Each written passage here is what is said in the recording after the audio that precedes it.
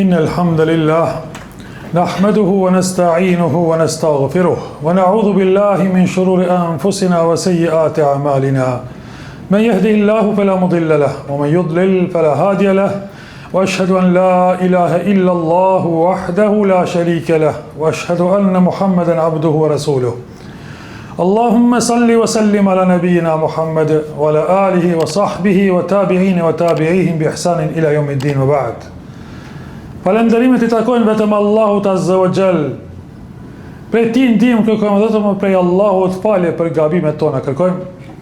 Atë që udhëzon Allahu, askush nuk ka mundësi të devijoj, dhe atë që lën Allahu në devijim në humbje, askush nuk ka mundësi të udhëzoj post tij.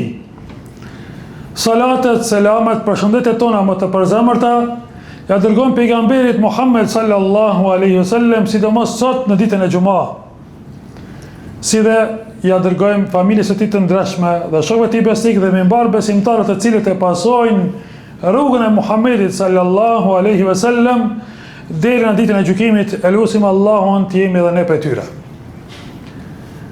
Vëllezër të dashur besimtar, janë disa çështje bazike që her pas her duhet të përmenden që të dinë xhamatlit e ri, dhe po ashtu si rikujtim për xhamatin që I dinë këto çështje. Çështja dhe hutbja e sodit ka të bëjë me vlerën dhe rregullat e namazit të xumas. Të dashur vëllezër, dita e Xuma sipas Kur'anit dhe sunetit të pejgamberit sallallahu alaihi wasallam është ditë më e zgjedhur dhe më me vlerë e javës.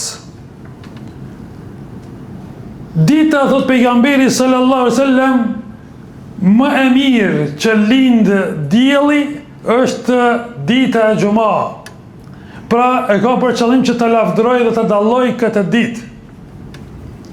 Dhe po ashtu, thot pejgamberi sallallahu alaihi wasallam, në këtë ditë Allahu Azza wa Jall e dalloi dhe e ngriti për dallim prej krishterëve dhe çifutëve. Çifutët e kanë ditën e shtunë, krishterët e kanë ditën e diel, ndërsa Allahu Azza wa Jall u alla dhe u caktoi besimtarëve ditën e Xuma. Pra caktimi I kësaj dite është apostafat prej Allahut subhanahu wa taala. Po ashtu pejgamberi sallallahu alaihi wasallam ka thënë që në këtë ditë Allahu Azza wa Jall e ka krijuar Ademin alayhis salam. Dhe në këtë ditë ka hyrë në xhennet Ademi alayhis salam, dhe po ashtu prej kësaj në këtë ditë ka dalë prej xhennetit. Dhe në këtë ditë do të filloj edhe dita e Kiametit. Vëllezër të dashur besimtar, pra Xumaja është një ditë ku të bohen besimtarët. Ashtu të caktoi Allahu Azza wa Jall dhe u bëri obligim besimtarëve, e që është obligim individual. Çdo person I cili e ka arritur moshën madhore është I obliguar të vijë në xhami dhe të falë namazin e Xumas. Pra obligim individual që nuk lejohet në asnjë mënyrë që ta lëm këtë namaz apo ta zaventojmë me namazin e drekës, përpos nëse njeriu është në udhtim, atëherë e fal drekën në vend të Xumas. Dhe po ashtu, nëse është I sëmur me një sëmundje që nuk ka mundësi të vijë dhe të prezantoj bashkë me besimtarët tjerë namazin e Xumas. Përndryshe, besimtarët e kanë obligim, që shtam, të tubohen këtë ditë, të vinë dhe të dëgjojnë hutbën, e që dhe hutba është prej obligimeve të Xumas. Vëllezër të dashur besimtar, lënja e gjumas është prej mëkateve të mëdha. Edhe nëse e fal drekën në shtëpi dhe nuk vjen me e fal gjuman në xhami me xhamat, ka bërë mëkat shumë të madh tek Allahu. Dhe thot pejgamberi sallallahu alaihi wasallam në formën kërcënuese: do të ndalen ata njerëz nga lënja, nga braktisja e gjumas, nga prezenca në xhami, pa ta lënë këtë çështje, këtë adet të keq, mos prezence dhe mos ardhi në namaz të gjumas. Se për ndryshe, do t'ja vullos Allahu Azza wa Jall zemrat e tyre dhe do t'jenë prej të shkujdesurve. Me një hadith tjetër, thot pejgamberi sallallahu alaihi wasallam, kush i len 3 gjuma, pa arsye, ati do t'i vulloset zemra. Kur themi do t'i vulloset zemra, Allahu Azza wa Jall në fillim të surës Bekare na ka treguar se kujt ja ka vullosur Allahu Azza wa Jall zemrat. Allahu Azza wa Jall ja vullos vetëm zemrat e munafikëve. Kur themi si ja vullos, do më thë ja vullos zemrën me pa iman. Do është në pamjen e jashtme është besimtar, por zemra e tij është prej munafikëve në brendi, është prej pabesimtarve, Allah në ruajt. Andaj, duhet të kemi kujdesu, vëllezër të dashur, sepse janë rregulla fetare që nuk bën të neglizhojmë këtë çështje. Janë farze, janë obligime, janë detyrime të domosdoshme për çdo besimtar. Pra, nuk zavendësohet xumaja me namazin e drekës të shtëpia, apo me namaz të xhumas në ndonjë vend tjetër, e ku nuk është i tubuar me besimtarët. Allahu po na thret neve në Kur'an duke thënë: ja eyyuhalladhina amanu idha nudiya lis-salati min yawmil jumu'ati fas'au ila dhikrillah wa dharul bay'. O ju besimtar, kujt po i drejtohet Allahu? Besimtarë, o ju besimtar, për ju e kam, o ju besimtar, kur të thritet ezani për namazin e gjumas, shkoni në xhami, shkoni në përmendjen e Allahut Azza wa Jall, nxitoni dhe leni tregti, leni çështjen e dynjas. Në këtë orë leje çështjen e dynjas. E më pasi të kryet namazi gjumas, thot Allahu, shpërndajuni në për tokë dhe kërkoni nga të mirat e Allahut Azza wa Jall, nga furnizimet e Allahut. Shkoni pastaj në tregti. Në momentin që thritet ezani i dytë, jo i pari, ezani i dytë, edhe dikush është duke bërë shitberi, e ka haram atë fitim. Me ezanin e parë nuk bëhet haram, por me ezanin e dytë, kur imami i hip në hutbe, në mimber, dhe muezini thret ezanin me thënien Allahu Akbar, çdo shitblerje bëhet haram mes atyre që e kanë obligim namazin e xumas. Përpos gjinisë femrore apo fëmijëve. E për burrat, për të mëdhejt, është haram ai fitim dhe ajo shitblerje. Është rregull e Allahut Azza wa Jall. Në këtë çast ndalohet. E pastaj, pasi që të përfundoj namazi xumas, jeni të lirë. Janë rregulla për muslimanët. Vëllezër të dashur besimtar. Pra, namazi xumas ka disa rregulla dhe disa dispozita.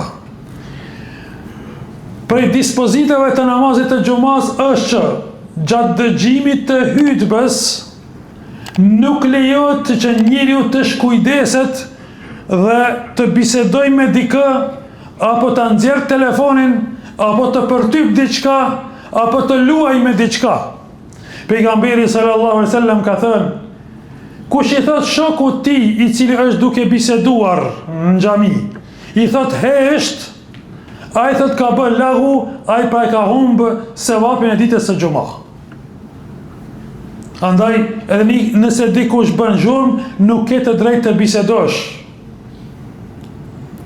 Pejgamberi sa më ka thonë, nëse dikush luan me diçka me guraleca, apo me diçka gjatë namazit të xumas dhe imami duke qenë në hutbë, thotë po ashtu e ka humbur shpërblimin e xumas.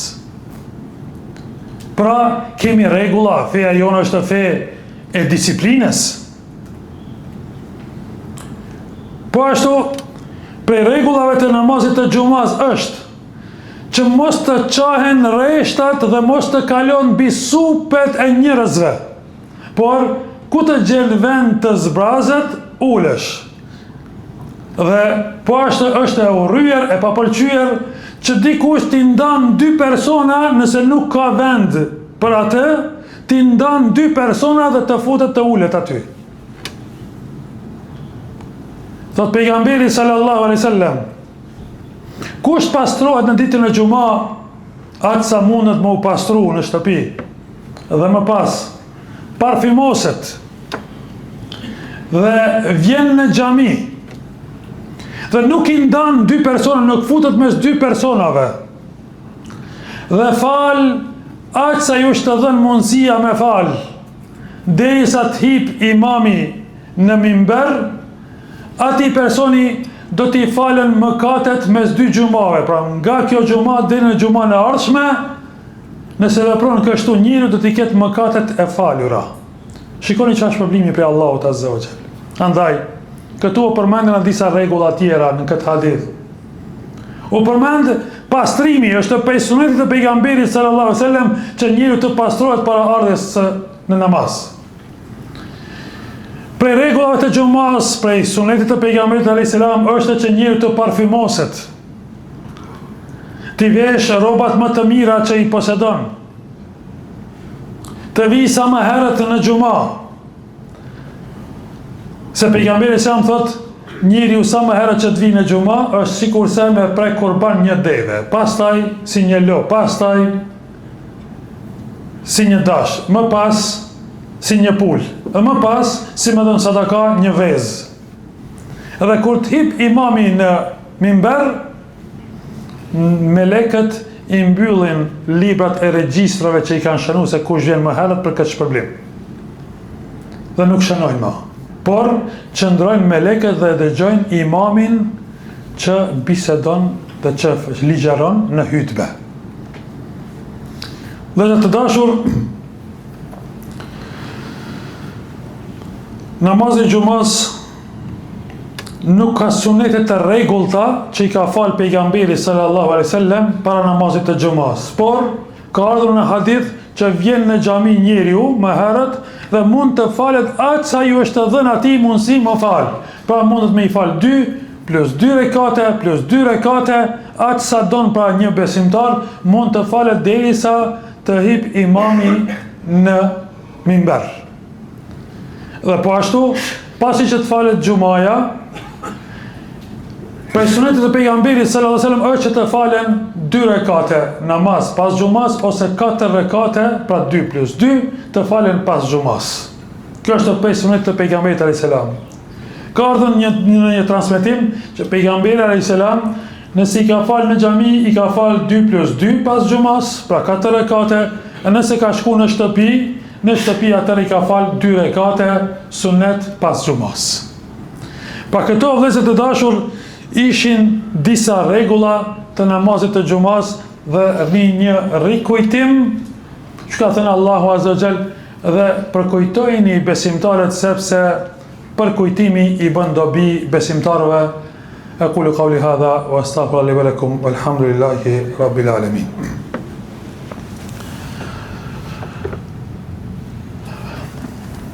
Alhamdulillahi rabbil alamin wa afdalu salatu wa tamu taslima ala nabina Muhammedin sallallahu alaihi wasallam. E falenderojmë Allahun azza wa jall, salata dhe selam i dërgojmë pejgamberit Muhammed alaihi salatu wassalam. Dhe të dashur besimtar, po ashtu prej suneteve të namazit të xumas është që personi nëse ka mundësi me ardhë në këmbë në xhami për namazin e xumas, le të vjen në këmbë dhe mos ta hip. Për çdo hap që e vendos ai person që e bën, një hap i shkruan sevape, hapi tjetër i shlyen mëkatet. Pa ta syje pejgamberi sa më kanë nxitë që në ditën e xumas njerëzit nëse kanë mundësi le të vinë në këmbë, në xhami. Prej gjërave dhe specifikave të ditës së xumas është që sa më shumë t'i dërgohet salavate pejgamberit alayhis salatu wassalam në këtë ditë. Sa më shumë me thënë Allahumma salli wa sallim ala nabina Muhammed. Allahumma salli wa sallim ala nabina Muhammed. Para xumas, pas xumas, sa më shumë që të dërgosh salavate për pejgamberin selam, ti do të përshëndetesh dhe do të shpërblesh me 10 shpërblime për çdo salavat. Pa ta syje dita e xumas po ashtu dallon për ditëve tjera sepse është ditë e salavatave ndaj pejgamberit alayhis salam. Prej gjërave specifikave dhe ditës së xumas është që lutjet janë më së të pranuara në këtë ditë se sa ditën tjetër. Thot pejgamberi alayhis salam, kush në ditën e xumas është një çast, është një moment, është një orë që njëri nëse lutet në atë orë, lutjet janë të pranuara tek Allahu. Dietarët kanë dhënë shumë opsione dhe shumë mendime se cila është ajo orë, por shumica e dietarëve preferon një gjë që ajo orë është pra në orët e fundit të kësaj dite. Pra pak para akshamit, një orë para akshamit, për shembull, është prej sunetit që njeriu t'i ngrit duart dhe ta lutë Allahun subhanahu wa taala me lutje që ai kërkon, edhe këto lutje janë të pranuara te Allahu. Andaj duhet që vëllezër të dashur e ke një breng, e ke një hall, e ke një dert, e ke një dëshirë, e ke një kërkesë. Lutë Allahun azza wa jall në këtë moment. Fillo lutjen duke falendëruar Allahun azza wa jall, duke madhruar Allahun subhanahu wa taala, duke lavdëruar Allahun azza wa jall me fjalët më të mira që ti i din. Më pas, dërgoj salavate pejgamberit sallallahu alaihi wasallam. Lutë Allahun azza wa jall me lutje që ti kërkon. Në mes të lutjes, përsëri dërgoj salavate pejgamberit alayhis salam. Dhe përsëri fillo lutë Allahun azza wa jall me lutjet e tua, edhe përfundoje lutjen tënde me falënderim dhe me salavate ndaj pejgamberit alayhis salam, për me falënderim ndaj Allahut dhe salavate ndaj pejgamberit sallallahu alaihi wasallam, e kjo lutje inshallah është e pranuar tek Allahu. Këto janë dhunti o vëllezër dhe mirësi dhe begati që i jepën besimtarit. Që i jepën një besimtar i cili ju është përmbajt këtyre rregullave të ditës së xumas. Shifni se pse Allahu azza wa jall po na thret neve në xumas. Ti po i përgjigjesh ftesës së Allahut, Allahu azza wa jall më pas ty e po shpërblen me shpërblimet e mëdha që ti nuk i din, edhe plus asaj po ti përgjigjet lutjeve tua. Pse? Sepse ke qenë një besimtar i denj dhe një besimtar nënshtrues ndaj krijuesit. Allahu po shpërblen dynja duke ti pranuar lutjet e tua dhe po shpërblen në xhennet me shpërblime të mëdha. Elhamdulillah që jemi besimtar, elhamdulillah që i kemi këto mundësi që ne ka dhuruar Allahu azza wa jall neve, andaj çdo besimtar le të shfrytëzon këto mundësi. Aqulu qawli hadha wa astaghfiru li wa lakum wa akhiru da'wana alhamdulillahi rabbil alamin. Allahu na uzoft, Allahu na i fal mëkatet. Allahu na largoft çdo mërzi, çdo breng. Elusim Allahu azza wa jall na pranoj lutjet tona, na pranoj salavatet tona që i dërgojmë pejgamberit alayhis salam. Elusim Allahu azza wa jall të pranoj ibadetet tona që i bëjmë, qoftë në ditën e xumat, qoftë në ditë të tjera. Elusim Allahun të na udhëzojë neve dhe përmes neve të udhëzojë dhe të tjerët. Elusim Allahun të shëroj të sëmurit e besimtarve, të mëshiroj të vdekurit e tyre. Elusim Allahun kur të ndajmë për kësaj dunjaj të ndajmë me fjalën la ilaha illallah, duke qenë Allahu i kënaqur me neve. Amin e amin, walhamdulillahi rabbil alamin, wa aqimus salah. Inna salata tanha anil fahsha'i wal munkar, wa la dhikrullahi akbar, wallahu ya'lamu ma tasna'un.